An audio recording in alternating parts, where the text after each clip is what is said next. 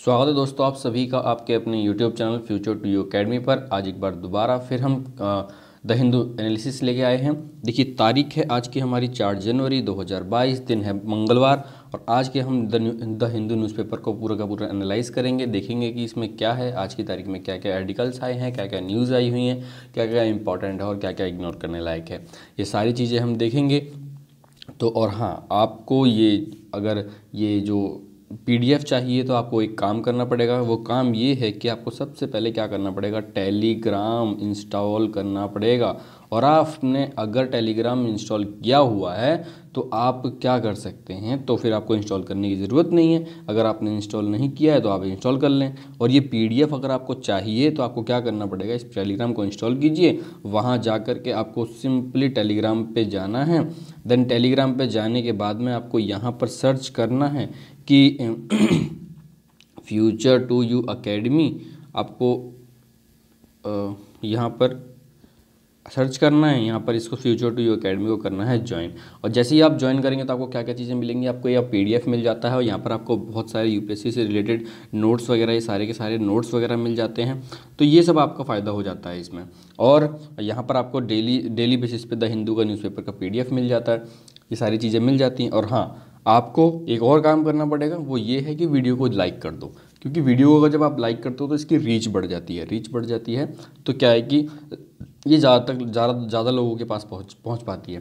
तो इसलिए सबसे पहला काम ये है कि वीडियो को लाइक करो, जल्द से जल्द जाओ। आपके 5 सेकंड भी नहीं लगने वाले, कुछ सेकंड लगने वाले। जस्ट जल्दी से जल्दी आप जाकर के वीडियो को लाइक करो। चलिए, तो अब हम स्टार्ट करते हैं अपना द हिंदू न्यूज़पेपर, जो कि हम स्टार्ट करते हैं एक क्वेश्चन के साथ में, जो कि हमारा एक क्वेश्चन के साथ में हम स्टार्ट करेंगे। इसको देखेंगे कि इसमें है क्या। देखिए हमारा आज का जो क्वेश्चन है हमारा वो ये है। देखिए जब आप इसको डाउनलोड कर लेंगे ना, तो इसमें एक और चीज़ है कि आपको एक एडोब का ना वो इंस्टॉल करना पड़ेगा एप्लीकेशन, जिससे कि ये आप जो कमेंट्स वगैरह जो मैंने लिखे हुए हैं इस पर आप क्लिक करेंगे तो आप खोल पाएंगे। एडोब एक्रोबैट नाम का है, उसको भी आप इंस्टॉल कर लेना। मैं लिख देता हूँ आपको कि जो एडोब एक्रोबैट है ना, आपको क्या करना है, एडोब का एक्रोबैट ये प्ले स्टोर से आपको इंस्टॉल करना है। इसी के द्वारा ये वाली जो कमेंट है, ये कमेंट खोल पाएगा, वरना ये कमेंट नहीं खोल पाएगा। चलिए, तो अब हम स्टार्ट करते हैं कि अब पहला क्वेश्चन हम जो एक क्वेश्चन के साथ स्टार्ट करते हैं। क्वेश्चन ये है कि the black cotton soil of India has been form due to the weathering of dash. ठीक है, अब हमें बताना है कि जो इंडिया की जो ब्लैक कॉटन सॉइल जो है वो किसकी विदरिंग से बनता है। तो ऑप्शंस दे रखे हैं, brown forest soil, fissure volcanic rock, granite and schist, shale and limestone. ये आपका होमवर्क है और आप इसको आंसर ज़रूर दो। आपको कमेंट सेक्शन में इसका आंसर ज़रूर देना है। और इसका आंसर मैंने इसमें दे रखा है, लेकिन मैं आपको दिखाऊंगा नहीं इसका आंसर। हालांकि मैंने आपको जो टेलीग्राम चैनल है उस पर भी दे रखा है। और हाँ, टेलीग्राम चैनल की जो लिंक है वो भी मैंने इस डिस्क्रिप्शन बॉक्स में डाल रखी है, आप वहाँ से भी ज्वाइन कर सकते हैं अगर आपको टेलीग्राम चैनल नहीं मिलता है। तो देखिए अब इसका जो आंसर है वो मैंने दे रखा है आपको, तो आप आंसर वहाँ से भी देख सकते हैं। और बाकी अपनी खुद कोशिश कीजिए, आंसर को ढूंढिए, इसके बारे में सर्च कीजिए और कमेंट सेक्शन में आपको ज़रूर लिखना है, ताकि आप भी समझ सकें कि ये चीज़ें हैं क्या। चलिए, तो अब अपनी पहली न्यूज़ देख लेते हैं कि न्यूज़ क्या है। न्यूज़ ये है कि more than 40 lakh adolescents get first shot of covid vaccine. देखो, कोविड की वैक्सीन जो आई है बच्चों के लिए, तो इसमें क्या है कि 40 लाख से भी ज़्यादा बच्चों ने कल पहले दिन ही टीकाकरण करवाया है। ये न्यूज़ है। तो अब इसको हम बात कर लेते हैं कि सेकेंड डोज आफ्टर 28 डेज़। अब इसमें इनकी जो सेकेंड डोज होगी वो क्या होगी, आफ्टर 28 डेज़ होगी। ये तो कोवैक्सीन इनको लग रही है, क्योंकि कोवैक्सीन तो 28 डेज़ के बाद ही लगती है। देन उसके बाद हमें एक न्यूज़ आई हुई है कि China constructing the bridge on Pangong lake in Ladakh. जो चाइना है, पैंगोंग लेक जो लद्दाख में है, वहाँ पर क्या कर रहा है, एक ब्रिज बना रहा है। तो अब पहली बात ये है कि हमें ये पैंगोंग त्सो लेक के बारे में जानना पड़ेगा। ये पैंगोंग त्सो लेक है कहाँ पर, किस जगह पर है, इसके बारे में सारी चीज़ें हमें जाननी पड़ेगी। तो इसके लिए आप क्या कर सकते हैं, आपको सिंपली ये जो नोट्स हैं इसके मैंने यहाँ प्रोवाइड करवा रखे हैं आपको। पैंगोंग त्सो लेक के बारे में सारी चीज़ें यहाँ पे लिखी हुई हैं कि what is the significance of Pangong Tso lake. It is It is a long, narrow, deep, landlocked lake situated at the height of more than 40,000 feet in Ladakh, Himalayas। तो इसके बारे में सारी चीज़ें दे रखी है। और हाँ, अब मैं इसको आपकी एक और चीज़ दिखाना चाहूँगा इसके लिए कि देखिए यहाँ पर हमने इसके बारे में चीज़ें दे रखी हैं कि इसके ये जो है यहाँ पर मैंने ये सारी की सारी पैंगोंग त्सो लेक के बारे में जो भी चीज़ें होंगी, जैसे ये पैंगोंग त्सो लेक है कहाँ, ये आपका कहाँ पर है, इधर है। ये देखिए मैं आपको दिखाता हूँ कि ये आपका ये जो क्षेत्र है ये यहाँ पर ये जो है ये इसके इधर की तरफ में ये जो आपको दिख रहा होगा यहाँ पर ये जो क्या है पैंगोंग त्सो लेक है। और इसकी एक और जो फ़ोटो मैंने अपलोड की हुई है वो भी आप देख सकते हैं कि कहाँ पर है ये। यहाँ पर देखिए आप कि देखिए ये देखो ये रहा ना हमारा पैंगोंग त्सो लेक। अब ये क्या लाइन चाइनाज LAC है, लाइन ऑफ कंट्रोल, ये चाइना की है। ये वाली जो ये देखिए ये इधर की तरफ ये है पैंगोंग त्सो लेक, ये है फिगर 4। तो यहाँ पर है ये देखिए आपकी ये जो पैंगोंग त्सो लेक है ये यहाँ पर है। मैप में आपने देखा कि ये कहाँ पर है, ये मैप में यहाँ पर है। तो अब इस पैंगोंग त्सो लेक के बारे में हम देख लेते हैं कि ये है क्या। चलिए इसके बारे में अब हम जाने पैंगोंग त्सो लेक के बारे में। क्या है कि Pangong Tso lake long narrow deep landlocked lake है सिचुएटेड, जो कि करीब 14,000 फीट ऊपर लद्दाख में, हिमालय की लद्दाख में है। 135 kilometre long lake sprawl over the इसको ये करीब 135 किलोमीटर लंबा लेक है जो कि 604 स्क्वायर किलोमीटर्स के एरिया में एक बूमरैंग की तरह फैला हुआ है। 6 किलोमीटर वाइड, 6 किलोमीटर चौड़ा है। तो इसका जो सबसे ब्रॉडेस्ट पॉइंट जो है वो करीब 6 किलोमीटर चौड़ा है। ब्रॉडेस्ट मतलब सबसे चौड़ी जो इसकी जो सबसे चौड़ा जो पार्ट है इसका वो 6 किलोमीटर चौड़ा है। और वेस्टर्न एंड ऑफ इसकी जो वेस्टर्न एंड पे हम पैंगोंग त्सो लेक के देखें तो 54 किलोमीटर्स में ले पड़ता है। साउथ ईस्ट में 54 किलोमीटर्स में ले पड़ता है। इसका brackish water lake brackish water lake है जो वो इसका फ्रीज हो जाता है किसमें, विंटर में। और क्या बन जाता है, एक आइस स्केटिंग और इसके लिए आइडियल बन जाता है आइस स्केटिंग और पोलो के लिए। What are the reason. अब इसके रीज़न से डिस्प्यूट क्या है, अब देखो डिस्प्यूट हुआ है पहले तो ये देखो। अब डिस्प्यूट क्या है, डिस्प्यूट ये है कि the line of actual control जो है वो इस लेक को कट करती है, लेकिन इंडिया और चाइना दोनों ही इसकी एग्जैक्ट लोकेशन को मानते नहीं है। इन 1999 में जब आर्मी यूनिट जो थी उसने कारगिल ऑपरेशन जो किया, कारगिल ऑपरेशन विजय जो चाइना ने क्या किया, इसकी अपॉर्चुनिटी उठाई और 5 किलोमीटर रोड के inside 5 kilometre of road inside Indian territory के अंदर का 5 किलोमीटर अंदर road along the lake bank road inside अंदर की तरफ घुसे चले आए। From one of these road Chinese position physically overlooked India's position on the northern tip of the Pangong Tso lake. तो ये सब आप देखेंगे कि इसमें ये सारी नोट्स वगैरह मैंने प्रोवाइड कर रखे हैं, आप इसको पढ़ सकते हैं।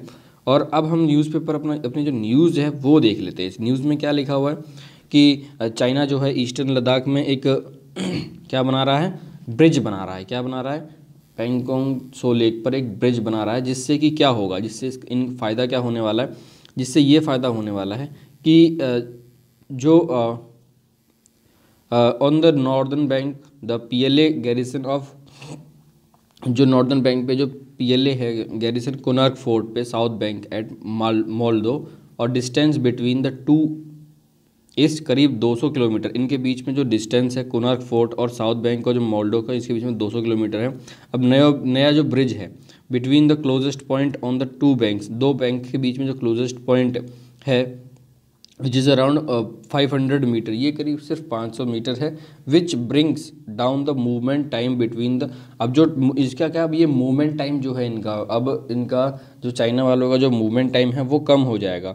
जैसे कि पहले इनको 12 घंटे करीब लगते थे, अब सिर्फ और सिर्फ ये बनने के बाद में सिर्फ और सिर्फ 3 से 4 घंटे इनको लगने वाले हैं।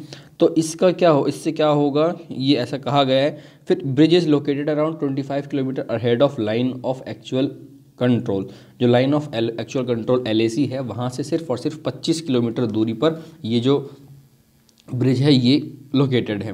वहीं हम देखेंगे तो कंस्ट्रक्शन जो है हुई वो है कि ये क्या करेगी, ओवरऑल डिस्टेंस को करीब 140 से 150 किलोमीटर तक कम कर देगी।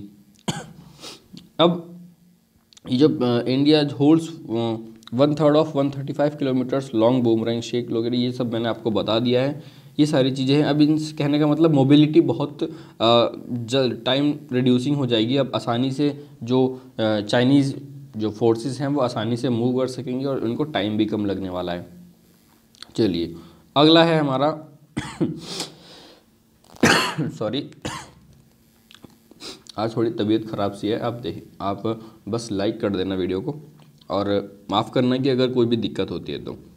देवस shareholder seize over 30 million of AAI assets. जो देवस शेयर होल्डर्स हैं उन्होंने क्या इसमें 30 मिलियन की जो उनकी AAI की जो एसेट है वो उसको क्या है सीज कर लिया है। तो अब इसमें हमें दो चीज़ें जाननी है पूरी की पूरी न्यूज़ को। अब न्यूज़ बस इस लाइन में पूरी में लिखी हुई है, जो देवस शेयर होल्डर्स हैं उनकी जो AAI की जो एसेट है करीब 30 मिलियन डॉलर की, वो क्या कर दी, सीज कर ली गई है। अब इसमें क्या है कि हमें दो चीज़ें पढ़नी है कि एक एयर अथॉरिटी ऑफ इंडिया क्या है, इसके बारे में ये सारी चीज़ें इंपॉर्टेंट चीज़ें जितनी भी हैं ये सारी की सारी मैंने यहाँ प्रोवाइड कर रखी हैं। इंडियन एविएशन इंडस्ट्री के बारे में मैंने सारी चीज़ें प्रोवाइड करवा रखी हैं यहाँ पर। और उसके बाद एक और चीज़ यहाँ पर इधर की तरफ में मैंने आपको अबाउट IATA भी दे रखा है। IATA क्या है, इंटरनेशनल एयर ट्रांसपोर्ट एसोसिएशन है ये। तो इंटरनेशनल एयर ट्रांसपोर्ट एसोसिएशन है। अब इसके बारे में भी सारी चीज़ें मैंने आपको यहाँ पे प्रोवाइड कर रखी है कि ये क्या काम करती है, व्हाट इट डज, हेडक्वार्टर इसके कहाँ कहाँ पर हैं। तो इसका मैं आपको बता देता हूँ कि इंटरनेशनल एयर ट्रांसपोर्ट एसोसिएशन जो है आपकी वो ट्रेड एसोसिएशन है जो कि वर्ल्ड एयरलाइंस को रिप्रेजेंट करती है करीब 280 और the 83% of total air traffics, जितना भी एयरलाइंस है उसका करीब 83% ऑफ को ये रिप्रेजेंट करती है IATA। और इसको बनाया गया था अप्रैल 1945 में और इसके बाद इसका नाम successor to the international air traffic association, इससे पहले इसका जो अथॉरिटी थी वो थी इंटरनेशनल एयर ट्रांसपोर्ट एसोसिएशन, जिसको 1919 में बनाया गया था। फिर उसके बाद इसका नाम बदल करके या फिर इसको थोड़ा और मॉडिफाई करके इसको बना दिया गया IATA, international air transport association. तो इसको बाद में इसका नाम IATA रख गया जो कि 1919 में बनी गई थी। फिर व्हाट इट डज, ये करती क्या है, IATA जो है वो करती क्या है। तो support the activities and help formulate industry policies and standards. ये क्या कहता है, जो एयरलाइन एक्टिविटी है उनको सपोर्ट करती है और जो इंडस्ट्री पॉलिसीज़ और स्टैंडर्ड्स हैं उनको फॉर्मुलेट करती है और प्रोवाइड करती है कंसल्टिंग और ट्रेनिंग सर्विसेज इसकी for the many क्रूशियल्स to aviations. अब इसका हेडक्वार्टर कहाँ है, इसका हेडक्वार्टर है मॉन्ट्रियल।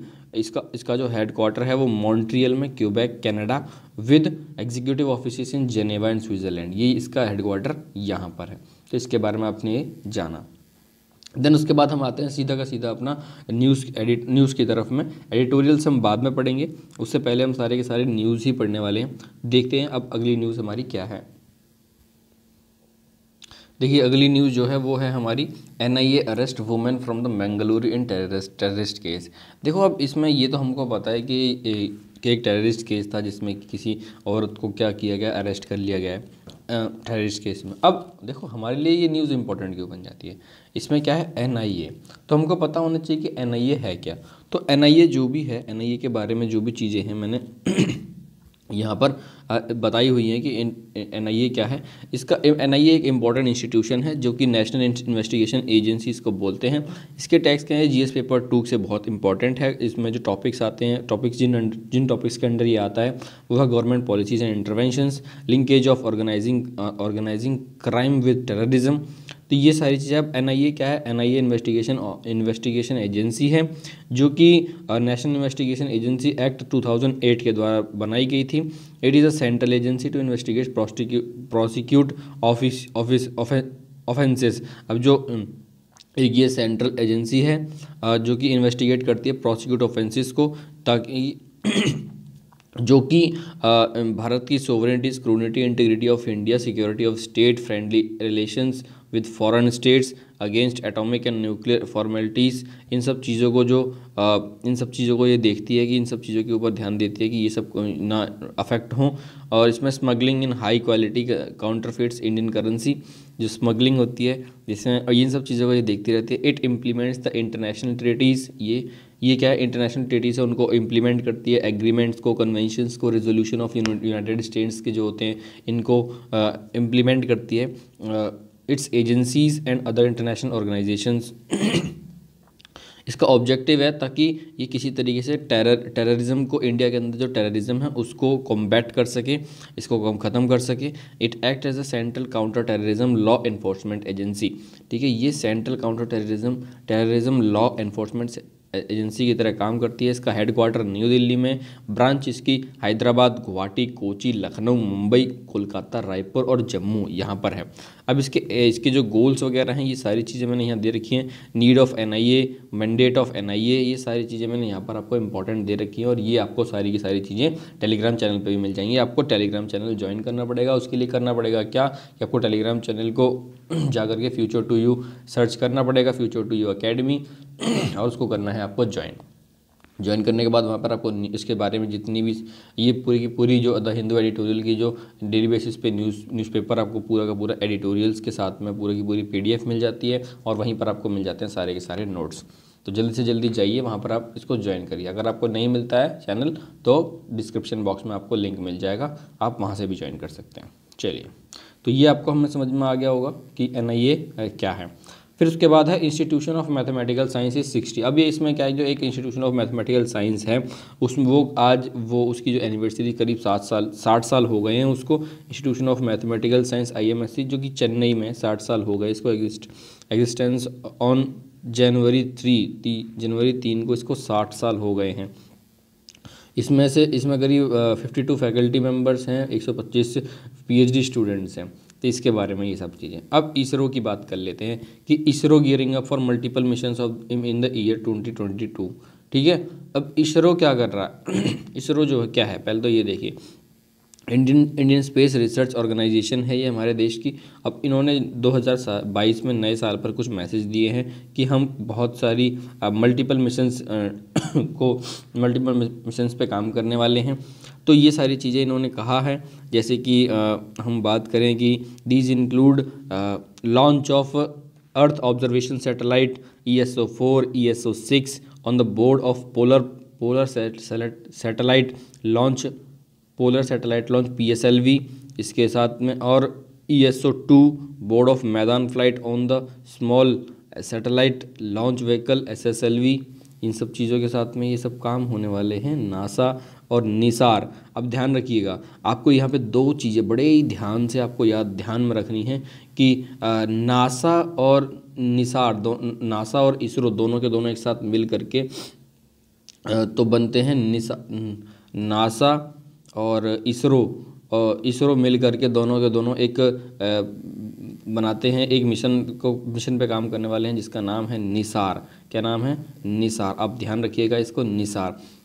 देन ये आपकी न्यूज़ है। अब आप इसको, हमारे लिए इम्पोर्टेंट ये है कि इसरो के बारे में जानना, कि बेसिक चीज़ें, ये इसरो क्या है, इसरो के बारे में सारी चीज़ें हमें जानना। तो उसके लिए हम इस पर क्लिक करेंगे और देखेंगे कि इसरो में क्या है। तो देखिए ये जो हमारा है GS paper 3 space technology achievements of Indians in science and technology, इसके ऊपर बहुत ज़्यादा इंपॉर्टेंट काम करता है। अब इस ऑर्गेनाइजेशन के बारे में अगर हम बात करें तो इसरो एक स्पेस एजेंसी है जो कि department of space government of India के अंडर काम करती है। इसका हेडक्वार्टर हम बेंगलुरु कर्नाटका में है। इसका विजन है हार्नेस स्पेस टेक्नोलॉजी को हार्नेस किया जाए ताकि नेशनल डेवलपमेंट हो सके while pursuing space science research and planetary explorations. Antrix corporation limited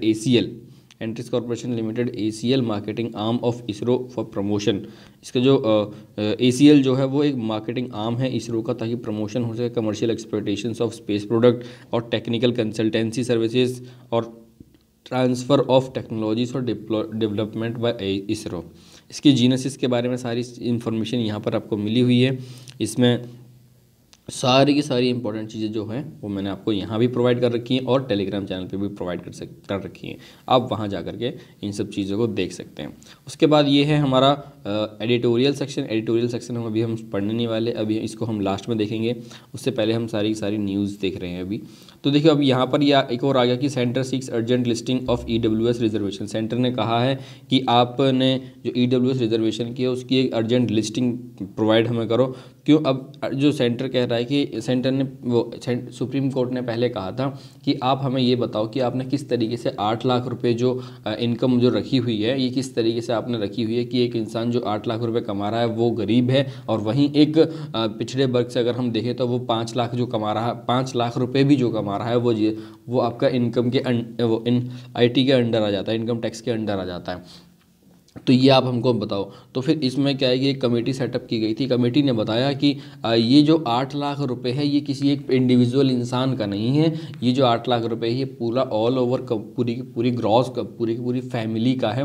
total family, पूरी की पूरी फैमिली, जब जो फैमिलियाँ 8 लाख से भी कम कमा रही हैं उन फैमिली के लिए है ये। तो वो कह रहे हैं, अब सुप्रीम कोर्ट ने कहा कि आप जल्द से जल्द इसकी लिस्टिंग प्रोवाइड करो। आप इसी वजह से क्या हुआ है कि नीट पीजी की जो रिजर्वेशन है वो रुका पड़ा हुआ है और इसको आप जल्द से जल्द करिए। तो ये इसमें कहा गया था। तो अब हमको हमारे लिए इंपॉर्टेंट ये है कि EWS के बारे में जानना कि EWS होता क्या है। तो देखो EWS के बारे में हम देखें तो इंडियन पॉलिटी के पर्सपेक्टिव से बहुत ही ज़्यादा इंपॉर्टेंट हो जाता है।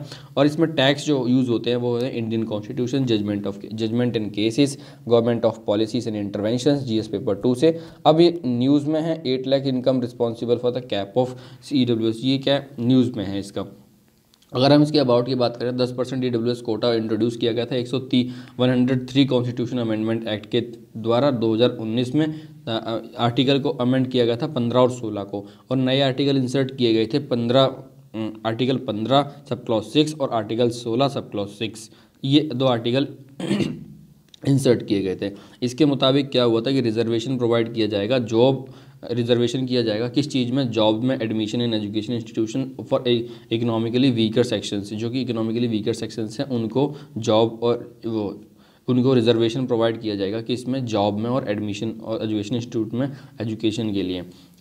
तो इसमें आप रिजर्वेशन, इसमें क्या है कि it was enacted to promote the welfare of poor. ये इसलिए किया गया था ताकि जो पुअर पीपल जो हैं, जो कि 50% ऐसे लोग जो हैं जो कि रिजर्वेशन की कैटेगरी में नहीं आते, रिजर्वेशन पॉलिसी में नहीं आते हैं, शेड्यूल कास्ट में या फिर शेड्यूल ट्राइब में नहीं आते हैं, सोशली और इकोनॉमिकली बैकवर्ड क्लासेस में नहीं आते हैं, तो उन लोगों को क्या किया जाए कि थोड़ा सा रिजर्वेशन प्रोवाइड किया जाए। तो उसके लिए इसको लेके आया गया था।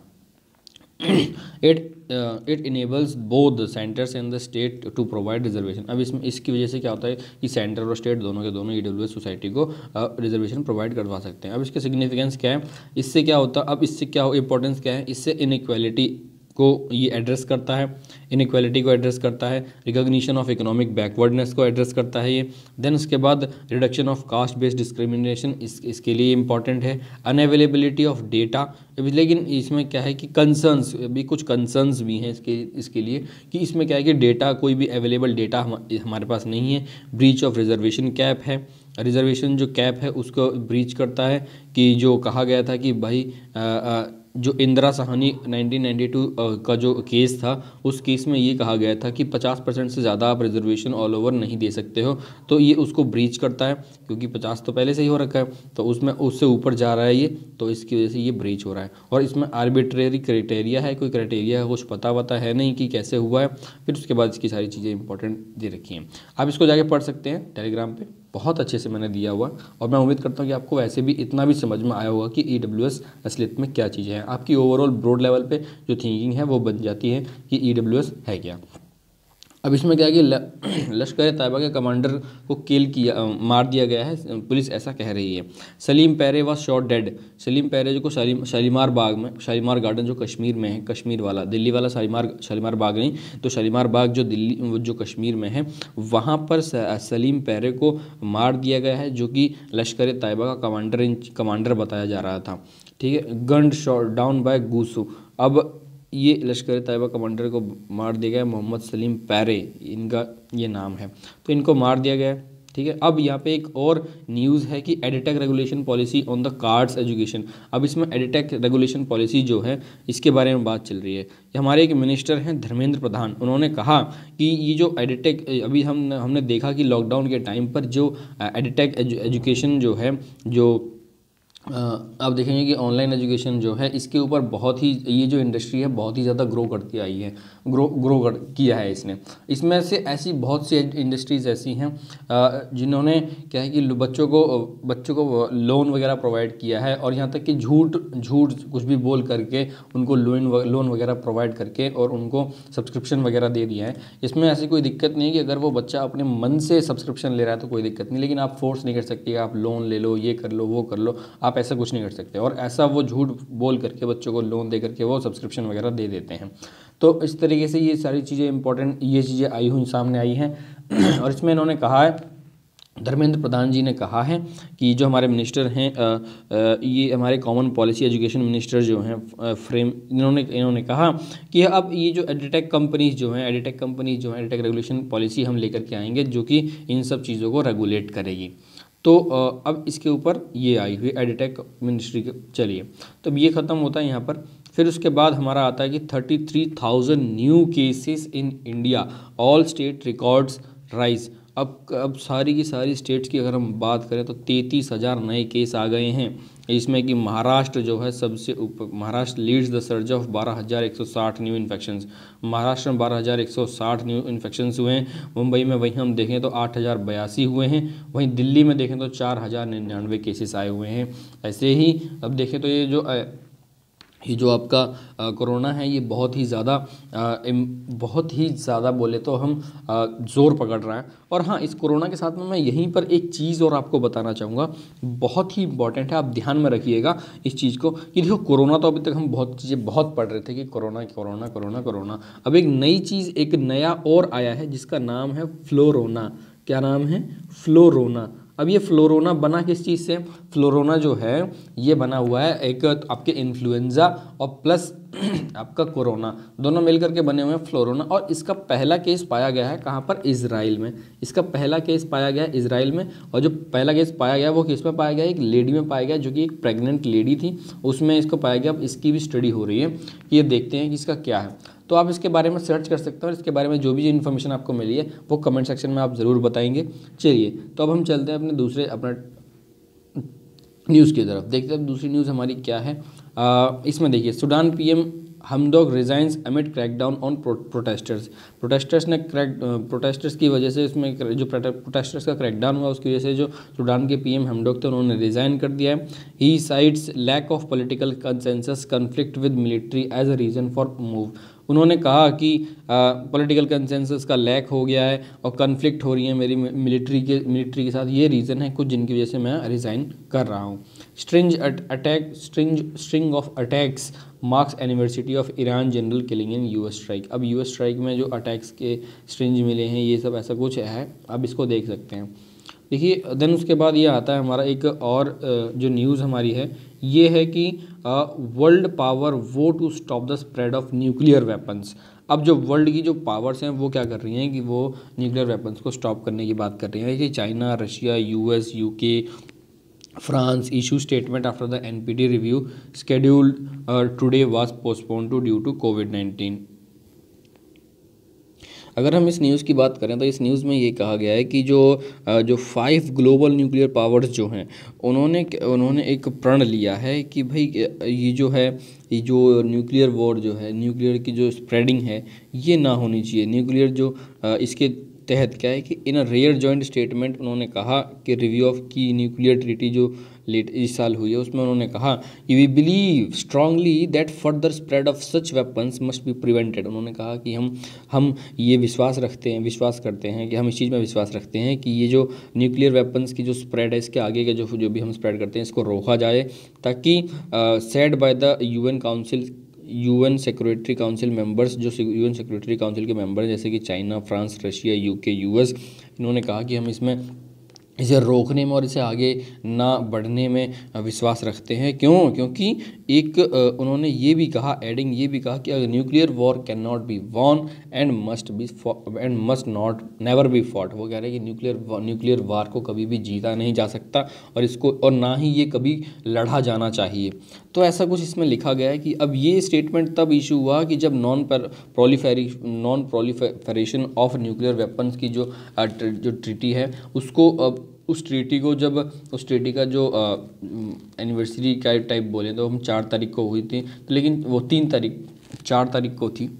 लेकिन अब क्या है कि उसका इसको क्या पोस्टपोन कर दिया just because of covid pandemic. तो ये न्यूज़ है इसमें, और इसमें कोई ख़ास ज़्यादा बड़ी न्यूज़ नहीं है। और इसमें हम देखें तो दिसंबर गुड्स जो हैं एक्सपोर्ट टचेस, तो दिसंबर का जो गुड्स एक्सपोर्ट टचेस है, एक्सपोर्ट जो है वो करीब $37.3 बिलियन हाई, चूँकि 37.3 बिलियन हाई हो गया है।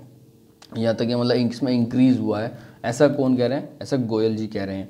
कौन? मिनिस्टर्स बोल रहे हैं हमारे।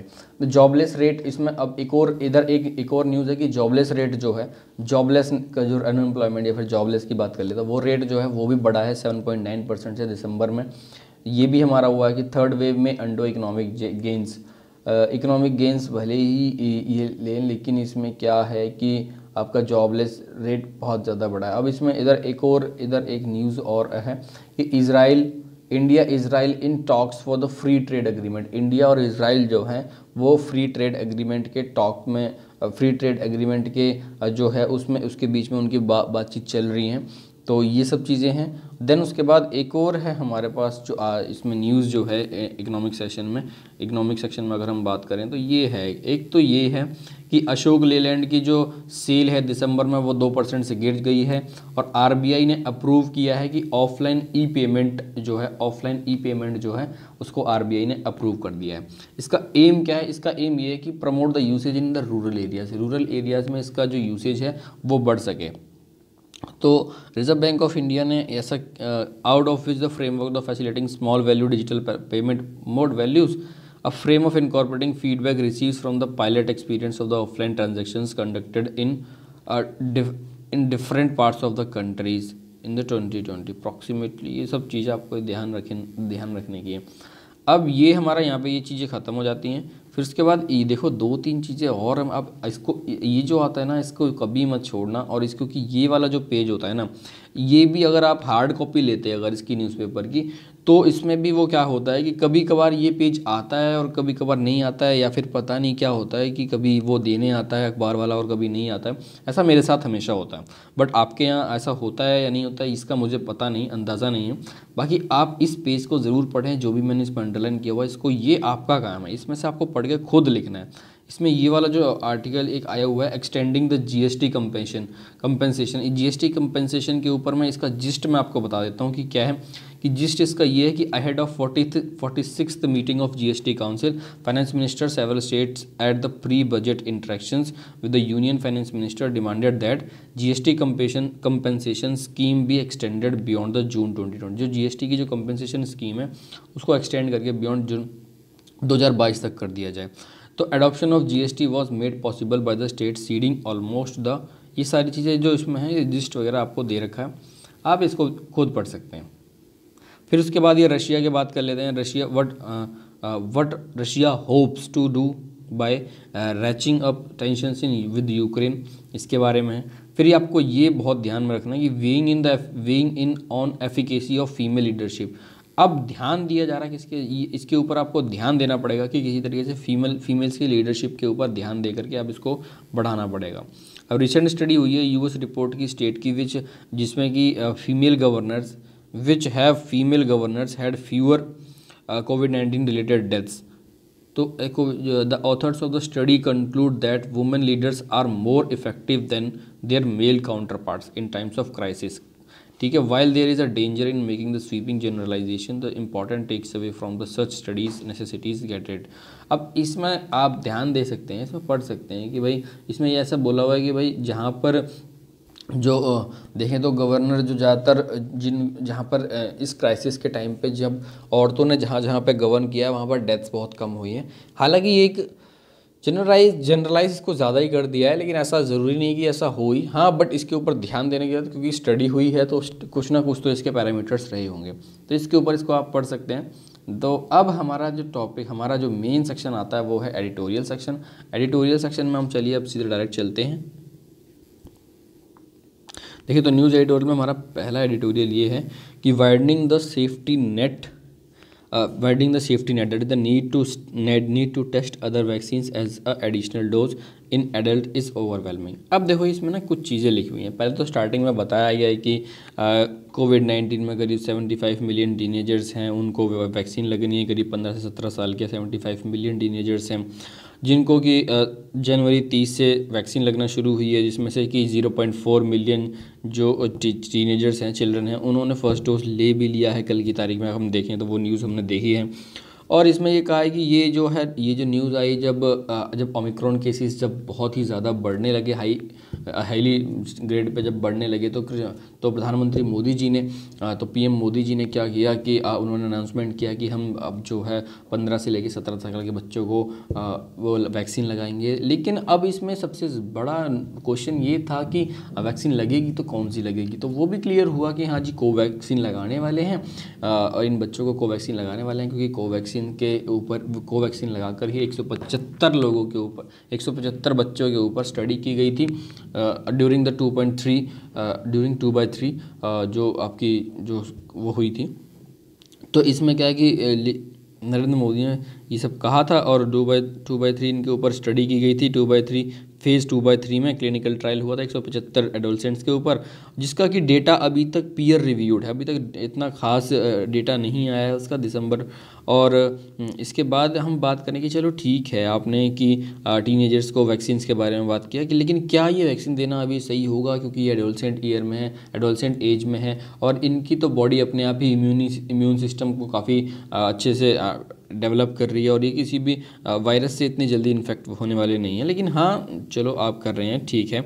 और इसमें क्या है कि अब, और अगर इसमें ये भी बोला गया है कि क्या हम कोवैक्सीन के अलावा कोई दूसरी डोज नहीं देख सकते हैं। अगर देख रहे हैं तो ये एक ओवरवेलमिंग डिसीजन है। और इसमें ये बोला गया है कि अब कोवैक्सीन को भी बोला हुआ, और इसमें ये भी बताया गया है कि जो कोमॉर्बिडिटीज़ जो है ड्यूरिंग वो जो एडोलसेंट्स को जो एल्डरली पीपल 60+ वालों को जो वैक्सीन लगने वाली है, उनके बारे में भी बोला हुआ है कि उनको ये वाली वैक्सीन जो कोवैक्सीन है ये उनको लगेगी, या फिर सबको अलग अलग लगेगी, क्योंकि बहुत से तो ऐसे हैं जिन्होंने कोविशील्ड लगवाई है, तो उनको कौन सी लगेगी।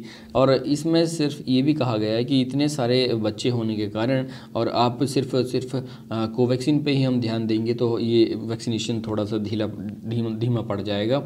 और इसी ऊपर ये सारी चीज़ें इसमें लिखी हुई हैं, क्योंकि कोवैक्सीन की जो प्रोडक्शन है वो इतनी खास नहीं, इतनी ज़्यादा नहीं है एज़ कम्पेयर टू हम बात करें तो कोविशील्ड की। तो इसके ऊपर यही बात की गई है कि ये एक ओवरवेलमिंग डिसीजन होगा कि हम कोई दूसरा डोज, इसका एक कोई और विकल्प भी ढूंढें। तो ये ऐसा इसमें जो आपका जो आर्टिकल है, इसमें ये आर्टिकल में दिया हुआ है, आप इसको पढ़ सकते हैं आप अपनी तरफ से भी इसको।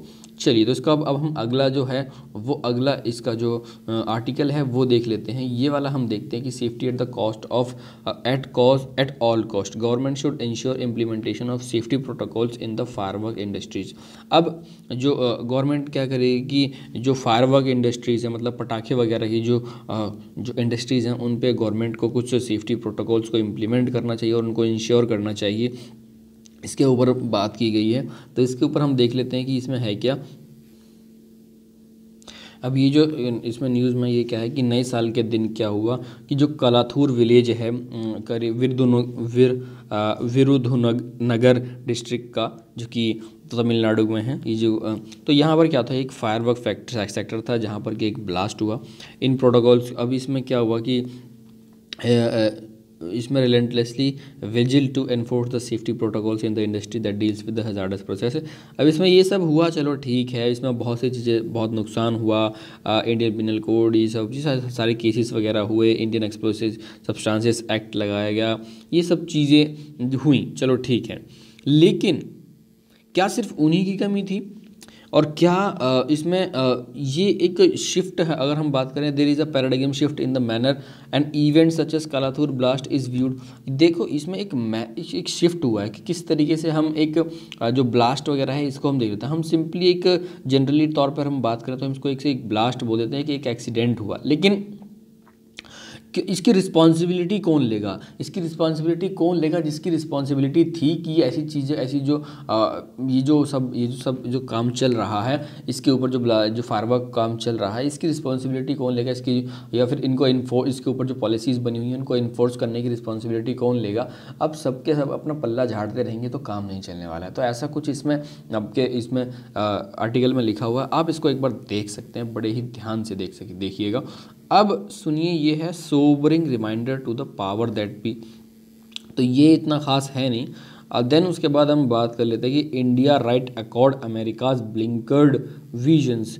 अब इसमें आपको इंडिया के और अमेरिका के कुछ रिलेशंस के बारे में बात कर लें। Immunity from the international criticism, इसके बारे में हम बात कर लेते हैं कि इसमें कहा गया है कि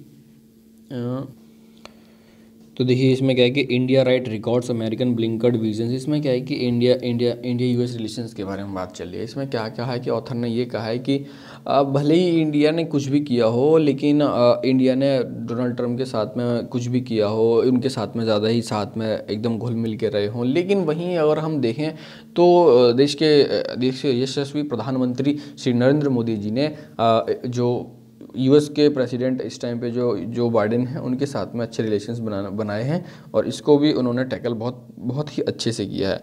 इसमें क्या है कि जो इसमें ये भी चीज़ें लिखी हुई हैं कि इंडिया ने किस तरीके से S-400 मिसाइल को ख़रीदा है। उसके लिए जो यूएस के सेक्रेटरीज जो हैं, उन्होंने इसके बारे में जो भी कमेंट्स वगैरह पास किए हैं या फिर जो भी स्टेटमेंट वगैरह दी हैं, तो उसके बारे में ध्यान दिया है। उसके ऊपर चीज़ें लिखी हुई हैं कि S-400 मिसाइल भले ही आपने ख़रीदी है, लेकिन इतनी ज़्यादा वो अच्छी नहीं है, बहुत ही ज़्यादा डेंजरस है। ये सिक्योरिटी पर्पज़ के लिए इसको यूज़ नहीं करना चाहिए। वहीं वो इंडिया के बारे में बात करते हैं कि इंडिया की एक साल पहले की अगर हम बात कर लेते हैं कि जो इंडिया की रैंक है वो 142 रही है वर्ल्ड प्रेस फ्रीडम में। वहीं हम इसमें लिखा गया है कि इंडिया की जो रैंक हुई है वो करीब 142 हुई है प्रेस उसमें। तो वहीं हम जब वर्ल्ड मीडिया की बात कर लेते हैं वहीं 6 dying in a gust of wind in Australia and 6 in Illinois warehouse collapse made headlines, ये हेडलाइन बनती हैं। वहीं रिपोर्ट ऑफ एवरी 25, वहीं देखते हैं कि हम report of every 25 an Indian women commit suicide और 48% dying in a volcanic eruption in Java in 2008 typhoon. ऐसे करके ये जो चीज़ें बन जाती हैं यहाँ पर। वहीं ओलंपिक में कुछ बातें उन्होंने ऐसी ओलंपिक के लिए की हैं, G7 के लिए कुछ बातें की हैं, और यूएस के ऊपर कुछ बातें की गई हैं कि for the world oldest democracy to attribute on the fundamental rights, the other is ironic for the country whereas 12 months ending March 2021 its police murdered 37 African American people per million against 15% million whites। ठीक है, अब ये आपका इसमें कुछ उनके ऊपर भी बोला गया है कि भाई किस तरीके से 12 महीने में ही 37 अफ्रीकन अमेरिकन को मारा गया, जो कि 15 पर मिलियन वाइट्स है, जो कि पर मिलियन एक साल पे पर मिलियन वाइट 15 लोगों को मार दिया गया। When African American comprise only 13% of population, जो कि 13% पॉपुलेशन है, उसके बारे में है। The summit of democracy hosted the US president Joe Biden was predictably confused about the participants because not every democracy is liberal. इसमें कहा गया कि सारी डेमोक्रेसी लिबरल नहीं होती है। Not every society considered liberal is fully democratic, और ना ही सारी सोसाइटी ये मानती है कि liberality is fully democratic. Meaningful summit should be global in attendance and concentrate on the pressing problems such as inequality, climate change and arms control on earth and in space. ये सब चीज़ों के बारे में बात की गई। और इसमें हाँ, एक और चीज़ जो कही गई थी, बहुत ही ज़्यादा इम्पॉर्टेंट बात कही गई थी। इसमें मैं देखता हूँ, अभी आपको बताता हूँ कि इसमें उन्होंने कहा गया था कि इसमें कि हाँ, यहाँ पर ये जो इन्होंने कहा था कि यहाँ पे जो भारत के अंदर में कि जो treatment countries of particularly concern, ये बहुत ही ज़्यादा कंसर्न की बात है कि फ्रीडम की बात यहाँ पे चल रही थी कि बहुत ही कंसर्न की बात है कि किस तरीके से मुस्लिम और क्रिश्चियंस को इंडिया में ट्रीट किया जा रहा है। लेकिन वहीं जब नरेंद्र मोदी के साथ में जो अब आया है, तो ये देखिए जो ट्रीट वगैरह किया है ये सब तो एक रिपोर्ट वगैरह एनजीओज़ वगैरह देती हैं, तो एनजीओज़ कभी कभार बायस भी होती है और अनबाइस्ड भी होती है। लेकिन यहाँ नरेंद्र मोदी जी ने इन सब पे ना ध्यान देते हुए सीधा अनबाइस्ड होकर के सारे काम जो भी किए हैं वो सारे काम किए हैं। तो ये सब इस आर्टिकल में लिखा हुआ है।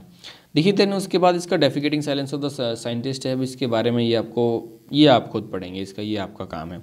और इसमें देखो एक डेटा की बात कर लेते हैं। यहाँ पर ये बहुत इंपॉर्टेंट है कि what Indian search for 2021, Indians ने 2021 में क्या क्या चीज़ें सबसे ज़्यादा सर्च की हैं। तो सर्च करने में सबसे ऊपर मोस्ट में सबसे नंबर पहले पे चल रहा है इंडियन प्रीमियर लीग। सबसे पहला जो है इंडियन प्रीमियर IPL किया गया है। दूसरे नंबर पे जो सर्च चल रही है वो कोविड वैक्सीन चली है, किसी how to register for the covid vaccine, ये इस तरीके से आपको किया गया है। देन उसके बाद अगर हम तीसरे नंबर की बात कर लेते हैं कि ये दो सेकंड सर्च ये आपकी है। Then afterward if you talk about the third जो सर्च सबसे ज़्यादा जो हुई है वो है ICC men's T20 world cup.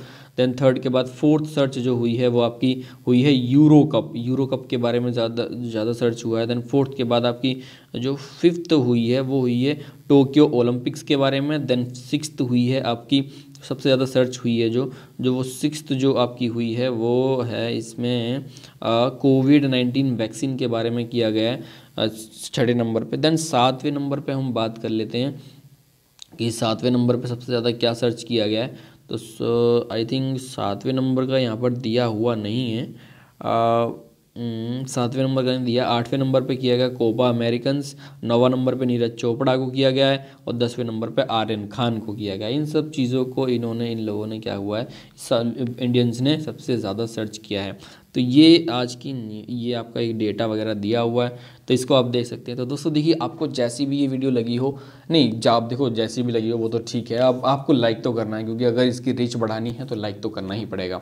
और आपको जैसा भी ये लगा, और इसके जो भी रिलेटेड चीज़ें हैं वो मैंने आपको टेलीग्राम चैनल पे दे रखी हैं। अगर टेलीग्राम चैनल आपको नहीं मिलता तो आप डिस्क्रिप्शन बॉक्स में जाकर के देख सकते हैं, वहाँ आपको ये चैनल मिल जाएगा। चलिए तो अब मिलते हैं हम नेक्स्ट वीडियो के साथ, तब तक के लिए धन्यवाद, टेक केयर, बाय बाय, जय हिंद, जय भारत।